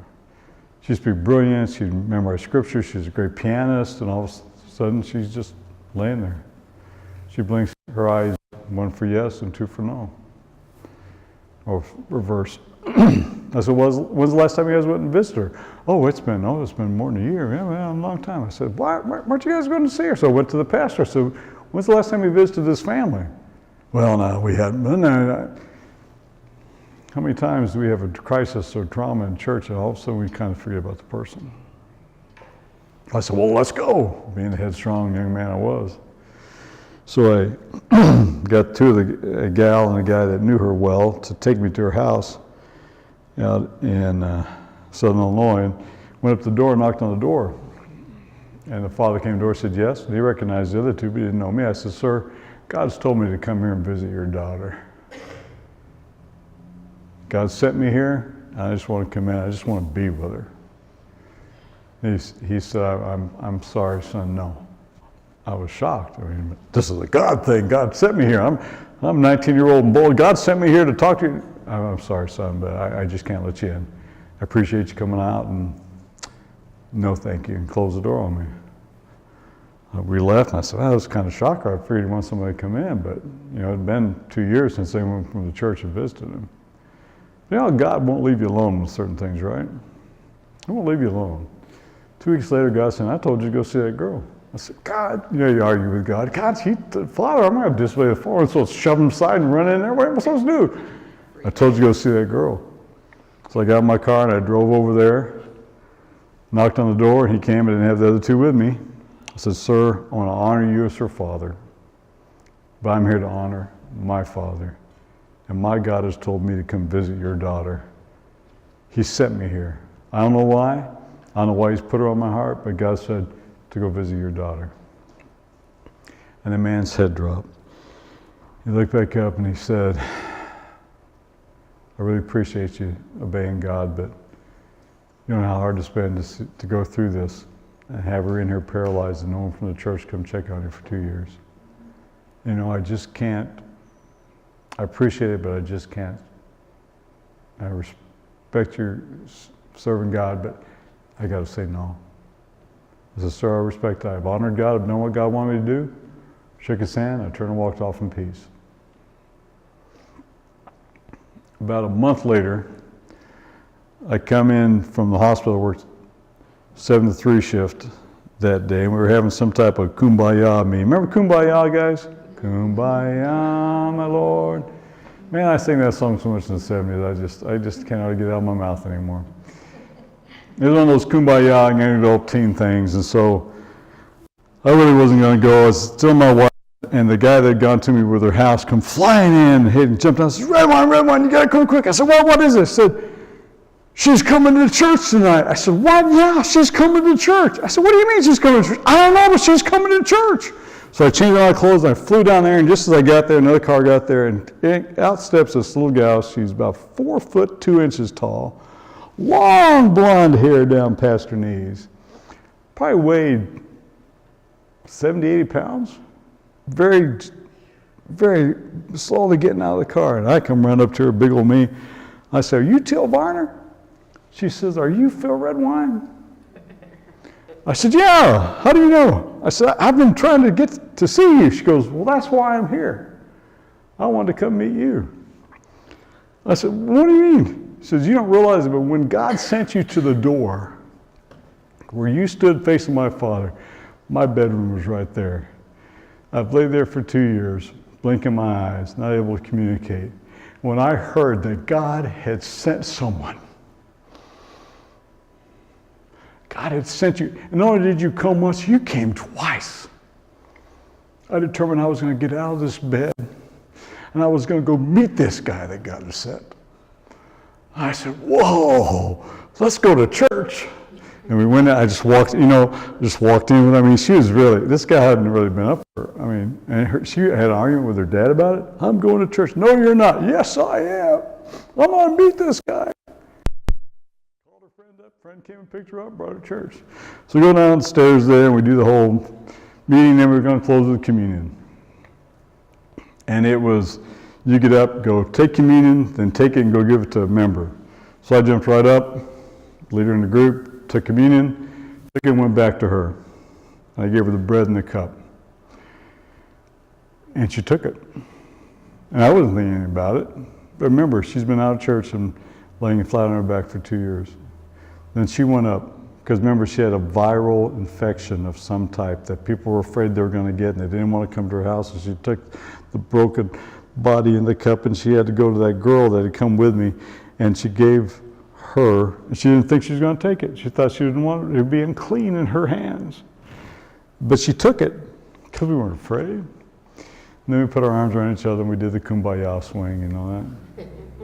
And as we were there singing kumbaya, she begins to weep. I turned and I said, why are you crying? Do you know how long it's been since someone has not been afraid to touch me, to hold me? I so thank God for you. I just embraced her and hugged that little thing. That girl was key to the next story. I was then working one summer 21 hours a day. I was doing private care nursing with a man with a stroke. I was working at the hospital. I was painting houses, doing whatever I could to save up money because God, I just was doing what I was doing, paying for my school. And this little gal called me up one night. She says, Red Wine, there's a youth thing over at this Scottburg Baptist Church. You're going tonight. There's a group going to be there, and I want you to hear them. God's calling you to go. I said, now listen, I've worked all day. This is the only night off I had this week. I'm not going. You're going to church. No, listen, really, if you want to go, I can come drop you off. You're taking me? Pick me up at 6:30? Goodbye. I'm not following. Whoa, she got stronger. So I go to pick her up. We go to the church. And we're sitting there, and the group that was singing were men my age. One was named, I used to go by my middle name, Philip. Phil, it's a long story, but thanks to my mother who had to, the Dr. Phil thing. So we're sitting there, and one guy's named Phil, and there were two brothers that were twins, and another guy, and they were a singing group called Turning Point. And there was something that they had. I was fighting death and trying to save lives and all this stuff, but they just had a kind of joy. They were happy people. I said, I'm just happy at age 20. They're driving me nuts. And so we're sitting there, and they gave an altar call, and because they're all good-looking singers, 15 teenage girls goes in front. And I was sitting there by Till, and this is what she did. Oh, what? Little thing, I tell you. And I get up and went around behind the altar, and it was at that I had already given my heart to the Lord, but I dedicated my life full time to have an impact upon people for the kingdom of Jesus Christ. I got from there, and God said, I want you to go to that college those boys are going to. And it was clear, you're going to this college. I left the university, I packed everything onto my 64 Chevy Bel Air, and I drove up to Chicago. Walked on the campus, poor as a church mouse. Didn't have any money, couldn't pay for anything. God supplied the whole time. So I'm getting in this, so because God called me to go see this girl, she says, you're going to that school, those guys, you're going to become more like them, buddy. I go up there, I'm just a hillbilly out in the middle of the city going, I don't know what we got me here for, Lord. And I'm standing outside my dorm one day, talking to a guy, because our dorm was upstairs, and then we had a cafeteria downstairs there. And I'm just talking to this guy, and I see this girl leave the base of the chapel where the fine arts is. She comes running down the hill.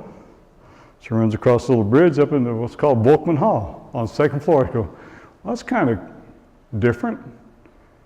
That girl was running. She must be in a hurry. And the guy said, oh, no, she does that between every class. I said, what do you mean? Yeah, you wait. She'll come out of her room. She'll run to her next class. I said, are you kidding me? And sure enough, I waited. She comes out of the room. She comes down, crosses the little bridge, and runs over the science building. I said, well, that's kind of odd. Anybody ever think this is different around here? She was in her third year as I was. I transferred in my third year. And so I went to my class and came running back out, and sure enough, boom, out of the science, she comes, runs all the way across the little bridge, up into the second floor. Dang. Everybody's just going on about life. I was like, why is this girl running? I wait, and sure enough, bam, she comes out, she runs back up into the fine arts building. So I just kept coming out, seeing this girl run. I said, now I'm just a hillbilly, but something's wrong here. So I start looking for her on campus, and I see her sitting. She's a little. I see her sitting at a table eating, all alone. So being who I am, I roll over and put them on the task. Anybody sitting here? Apparently not. You must run everybody off. Hi, my name's. Got to know Kathy. Well, it was right near the end of a semester or trimester we had. There were shortened versions, and the next trimester, I had 3 classes with her. So I come to the classroom, and guess where she's sitting? The desk, she's right here. I go, oh, she's a front liner. I'm going to go sit by her. And I sat down beside her, took our first quiz or whatever. She got 100. I man, you're smart. Do you want to study together? Oh, a study buddy? Oh, that would be so fun to be able to study. And I said, okay, cool. So we studied for our first test in that class, and we got our test scores back, and I had 96. I was pretty happy. She had 99.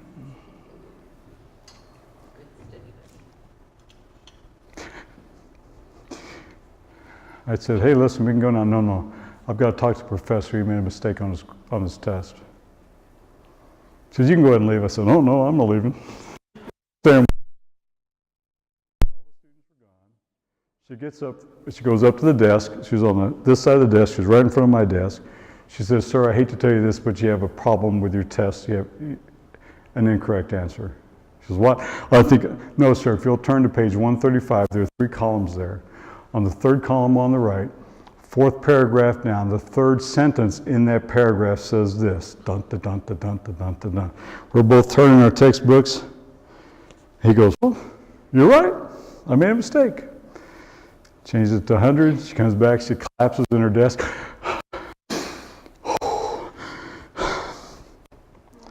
I said, girl, there's something wrong with you. She goes, what?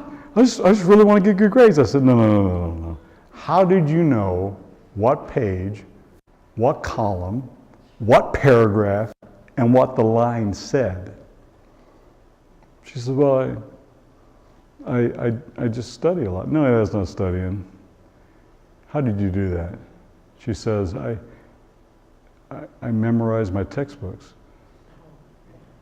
I said, what? I memorized my textbooks. I said, when did you start doing that? Kindergarten? 1st grade? I said, you've memorized every textbook through elementary school, middle school, high school, and now in your 3rd year of college? Yeah, I have to get perfect grades. I said, girl, there's something wrong with you. You got to get a life. I said, so guess what? I'm going to come over once a week. I'm going to knock on your door, and you're going to go down with coffee and pie with me. We're going to go out. We're going to sit across from each other, eye to eye, and we're going to talk. I still use that for people all the time. Go to a neutral place, sit across from each other, having trouble in your marriage, go to a neutral place, sit across from each other for 2 hours, talk eye to eye. If you're a married couple with family, don't talk about your kids, only rule. Never talk about your children. And reconnect in the marriage relationship. Have trouble with your child, take your child out once a week, do it for 3 months, change your relationship with them. So the first time I went up there, she moved to a different dorm this semester, and I'm over there knocking on the door. I said, listen, this is Redwine, I'm coming to get you. I said, I can't go, I've got to stay. So you have to stay, you memorize the textbook, get your butt down there. I'm not leaving until you come down. I just keep knocking on the door, all of a sudden the door, she goes down the stairs, gets in the car, and shuts the door and sits there. I said, well, that's the beginning. I started just going out once a week. I didn't know what I was doing. I wasn't a therapist, and it just struck me as odd. And it struck me that no one else had picked up that something was just wrong here. This is a teacher's pet. This gal was wonderful throughout all the years of school. She was the favorite. She was the valedictorian. She was everyone's perfect child in school, right? But there was something wrong. So in sitting across from her week after week, I don't know if it was a month or 2 months, sometime she finally told me her story. Her father was a Baptist minister. And she came home from school one day, I think she was in 1st grade, and she couldn't find her mommy. She said her mother was one that liked to have everything clean. She had an immaculate house. She was a little OCD. She liked everything to be perfect, everything to be clean, everything had to be perfect in the parsonage, and she couldn't find her mommy. She went downstairs, she went upstairs, and she walked into the bathroom to find her mother had committed suicide in the bathtub. I'll never forget her telling me that her mother, she knew why she did in the bathtub because she wouldn't want to get blood on her floor. So here this little girl goes up and finds her mother had committed suicide in the bathtub. She runs to the neighbor, says, please call Daddy, Mommy's, and they come in and they find that mother had killed herself. And she told me that for the funeral, they didn't allow her to go to the funeral because they're afraid that it would traumatize her or be too hard on her. So she said that someone from the church, an older woman she didn't know, was there to be with her at the house while everyone else went and buried Mom. Of course, we know that she needed to go to that funeral, she needed to walk up to that casket. She needed to say goodbye to her mother. She needed to weep and grieve and pour it out like we've all talked about here tonight, right? She needed to get real and transparent. She needed to cry. She needed to weep over her mommy. Instead, she was stuck in the house with someone she didn't know. What goes on in the little mind of a pain that's been traumatized and the reality that comes, she said to herself, as Mary and Martha said, if I'd have been a better daughter, my mommy wouldn't have killed herself. And she said, and if I knew that if I don't become a better daughter, my daddy might die too. So here comes this little girl who's determined she's going to take the burden of the world on her life to save her father, the Baptist minister, and keep him alive by being a perfect student. And I bring up that story because one, it's powerful and it's real. Did no one ever get back and deal with the heart of that little girl whose mother committed suicide?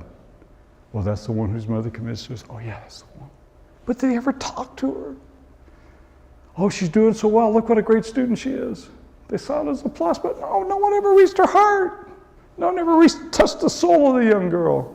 I don't know why God sent me. I don't know why God sent me up there. He sent me to her house so that she could send me to that school so that I could be there for her. And that's what got me into the field that I'm in. She called me up one day. We'd gone after she finally told the story. You know, things always begin to change when you get your secret out. And well, once a month, and then didn't see her for a while. So I called her and said, hey, listen, it's been about 3 months. We haven't gone out. Want to get together? She said, oh, no, I can't that now. I've got a date. I said, you got a date? Who you got a date with? Your roommate. I said, are you kidding me? Big old Norm? Are you nuts? That guy's crazy. And then she called me up at the end of the school year of our senior year. And she said, you know what you want to be in life? You want to be a school teacher. And she said, I have to go for an interview to do an internship or whatever at a school. She didn't have a car. She said, would you please take me? I said, oh, I'd be honored to take you. You can't go in there. And I said, I'm not going to go in. I'll just wait outside for you. She went in, she interviewed, she got the position, was able to go and do her internship. And she just, you know, even though time had passed, even though things, she thought enough to have me just go. And folks, that's why I feel honored in what I do. Be called upon for such a small thing as giving a ride. That's where God just comes back and blesses you. But you know what? If I had never noticed, if I had never asked the question, if I had never said things are going to change, I'm going to interject some level of change in here, I don't know what this woman would have been. Married, 3 kids, moved to Arizona, lost touch with her. She wrote me while I was overseas, and her letters as if they were typed. She's just a perfect writer. But you know, God doesn't want us, whether in grief or in suicide, He doesn't want us in the tomb, folks. I've often said, I preach this as a sermon, and the title is always, how can there be glory in a dead man's tomb? How can there be glory in a burn unit in Springfield, Illinois? How can there be glory in a little girl's death of her mother? How can there be glory of a gal that was abandoned and left in a tomb in her own bedroom? How can there be glory in a dead man's tomb? There can be glory there because we have a God who is a God of glory, who brings that resurrection power down. He wants us to live in freedom. He wants us to live in joy. He wants us to live in peace. And He will do His work, but guess what? He's counting on us to be one of those that do the reaching out. He's counting on us to be those hands and feet and eyes and ears. True. And sometimes we get so busy in our life, we miss the people around us that are hurting or suffering in a certain way, and we don't take the time just to simply extend a hand. So one of the reasons, again, is stepping back and looking at this concept of mental health in the church.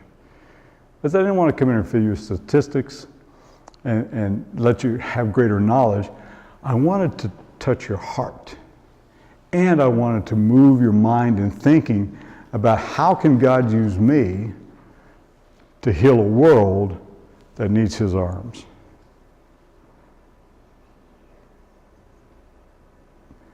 So we're kind of coming to the end of this time. We're getting close to the close. Any comments, any feedback, any instruction, anything that the Lord's put on your heart? This is a time for you just to speak and share.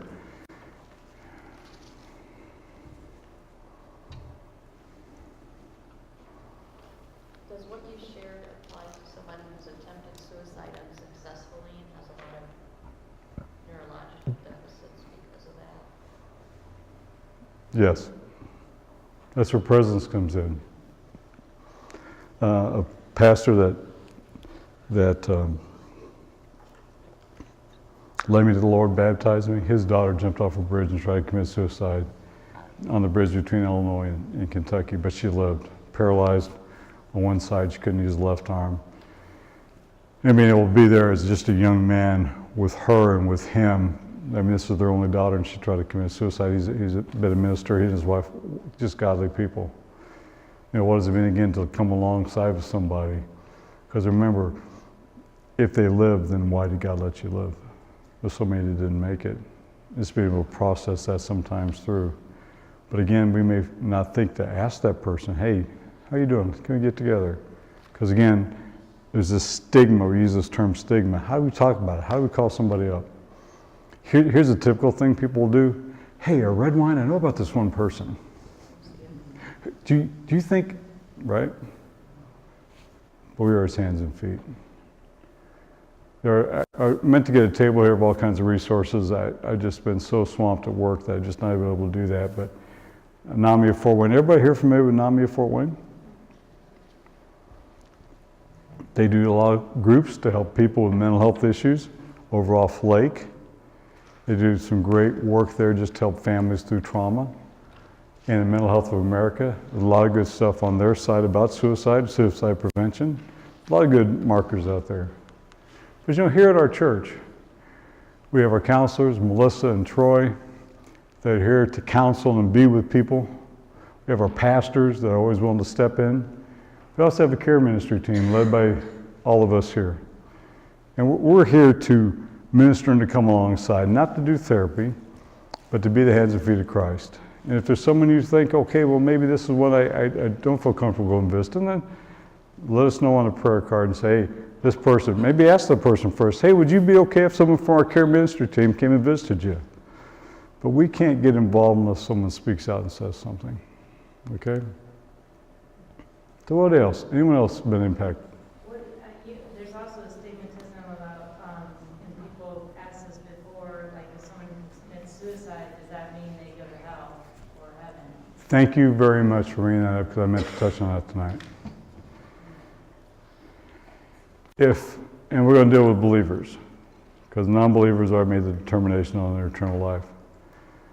Does a Christian who commits suicide go to heaven or hell?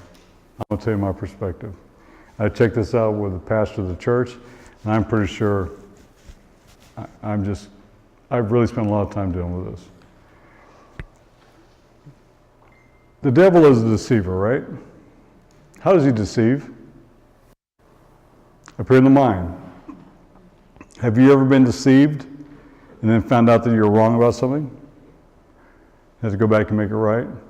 The devil can so twist someone's negative pain, someone's negative reality, to the point that they give up. They don't have that biblical perseverance, they just quit.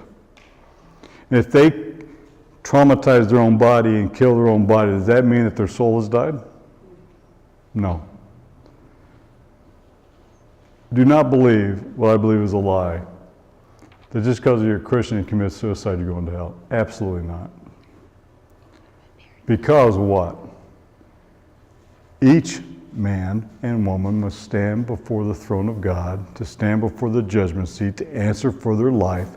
So who is the only person they're going to have to answer to? God himself. To go before the Lord and say, yeah, I take my life. Well, let me ask you this. If someone drinks themselves to death, are they going to heaven if they're a Christian? If someone comes to the Lord and has a relapse and takes a shot of heroin and they die, oh, well, because you died when you're doing heroin, you're going to hell? Do you somehow lose your salvation because you do something to your physical body? No. Now, folks, I settled this one back when I was at that college. I walked into our student cafeteria, student center where everybody sat around and drank sodas and, munched on stuff. I came in from work I used to work at a casket company, and they said, "There's Redwine, he'll know, we'll ask him, he thinks he's smart." So I come walking up, and there was a guy sitting there who dealt with predestination, believed that he could go out, murder, attack, and rape a woman tonight, and he would still go to heaven because he's one of the chosen, predestined to go to heaven. So it doesn't matter what he did, he can kill a woman. I said, "You're kidding me, you think you can actually murder a woman and just walk into heaven because you're, oh man, you're crazy." They said, "Well, what about suicide, Redwine?" I said, "I will never stand in judgment." I said this as a 20-year-old over someone who takes their life. Because remember, I've been out in the streets working with people.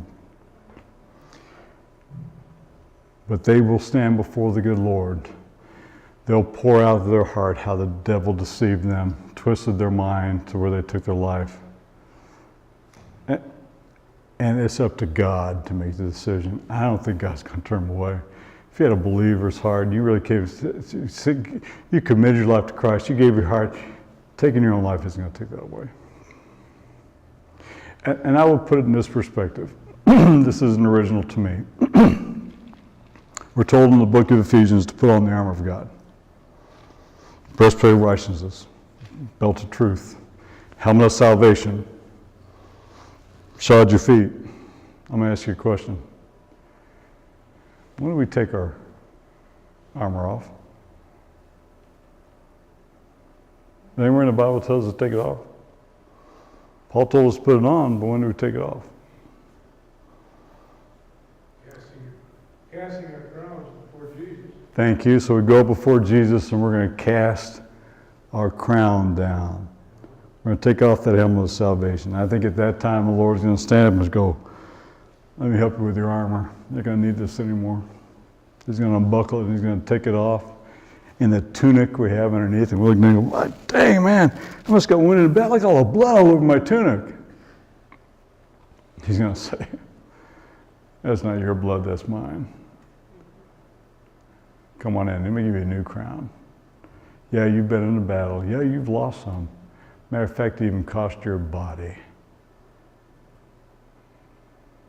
But my blood has covered you. Come on in, well done." Do you think God's afraid of failure? Do you think God's afraid of defeat in his believers? Do you think God's going to turn his back on someone that lost the battle of the mind? No. That's not the God I love and serve. A believer that commits suicide, I have no problem with arguing with anyone that they're going to have to stand before the Lord with their decision. But I believe in my heart that God's going to say, "Wow, you're a hard one to get you into heaven. I'm glad you're here." Thank you for asking. I meant to address that. Anything else from anyone?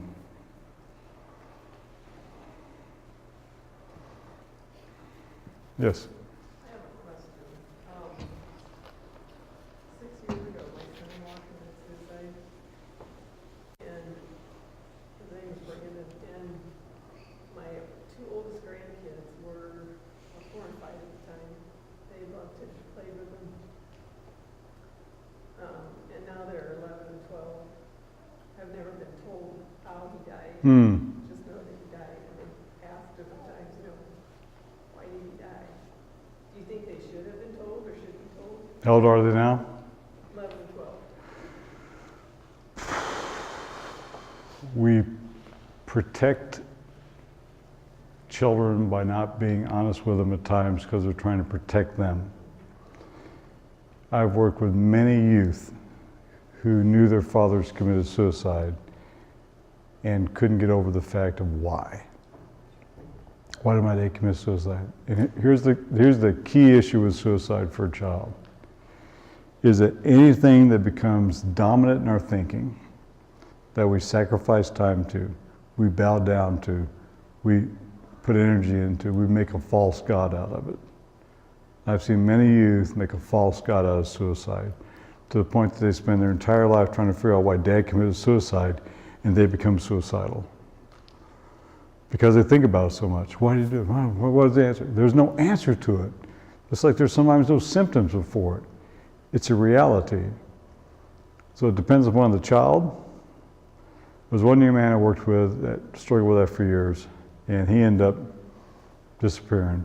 Just went out to live a life of a hermit. For 7 years, he was up in this, living off the land, and he'd bring vegetables down and sell them to buy certain things. And then he called me up one day and said, I'm coming out. I want to save the world for Jesus. I said, can I come work for you? I said, well, I'm not sure you're ready to work for me yet. You've been a hermit for however many years, maybe more than 7. I said, won't you just get into town again, live there again, and volunteer at the rescue mission or places like that that need someone to get in and invest with guys. And his cousin called me up a few years later and said he committed suicide. It's just like this little girl I told the story of, that they kept her from, she found her mom. They kept her from bringing closure. Look what it did to her life. Some people saying a positive thing, but it wasn't. It was very unhealthy. It's so hard to tell because the personality of the child can be formed and shaped by it. As they get older, yeah, I think they need to know. Because someone at some point in time may mention it to them.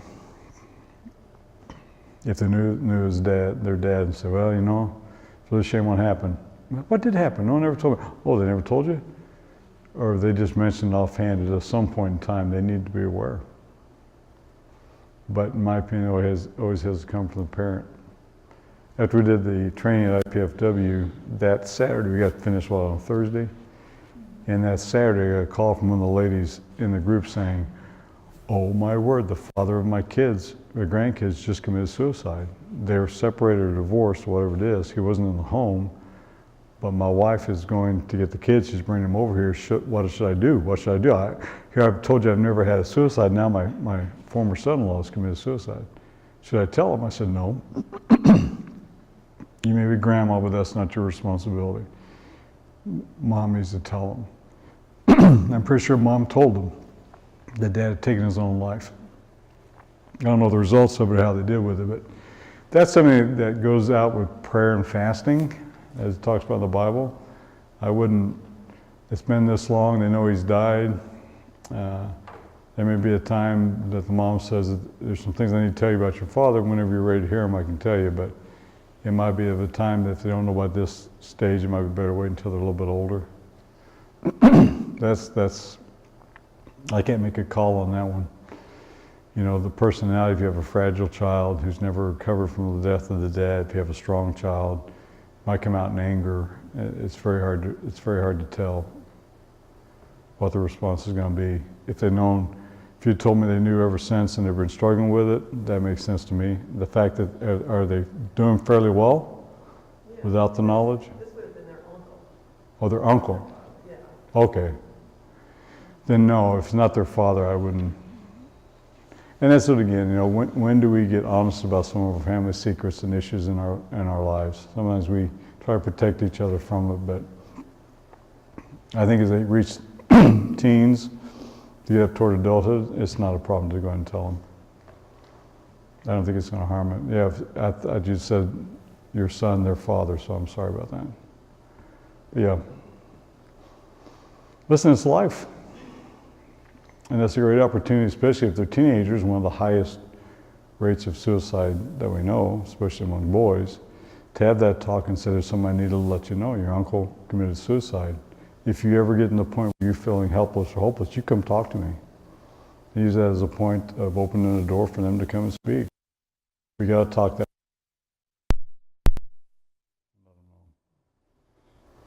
Anything else? Thank you for sharing that, though.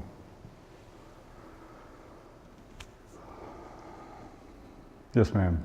I don't know if you saw on the internet, but I can't remember where it was at, but children were, teenagers were shown the movie 13 Reasons. Yeah. And there was a bunch of suicides as a result Mm-hmm. of that. And the kids are impressionable, and I think, you know, I have a young man that I knew for many years, he's a former student of mine, and his vibrant 14-year-old daughter went into a room, took a bunch of pills. I think it was some type of a pact or something with somebody else. Great kid, always alive, loved animals. All of a sudden, next morning, they found her dead. And there was no sign of any depression or anything with this child. And it's sad, some of those things. I just talked to a boy today about the choking game, which hit a few years ago. They put a rope around the neck to try to hang themselves right to the point where you get lightheaded, then you stand up and jerk the rope off. And when the blood and the oxygen flow back, you get this euphoric high. And a lot of kids didn't make it. They actually hung themselves and strangulated themselves trying to get that high. And that was a fad that went through. And that's what we got to talk to kids about it. We have to. Okay, well, thank you, folks. Hope it's been a blessing to you. I mean, you kept coming back, so hopefully it was a blessing. Let's close in prayer. We do thank you, dear Lord and our God, that you are good. You are a God of glory. You're a God not of the tombs, but of resurrection. And Father, even though in this life we have pain, help us to have a vision that's eternal, that's beyond us, beyond this world. To know, Lord, that the things we're doing here are just so minor. And Father, there'll be a day when your Son will return and the clouds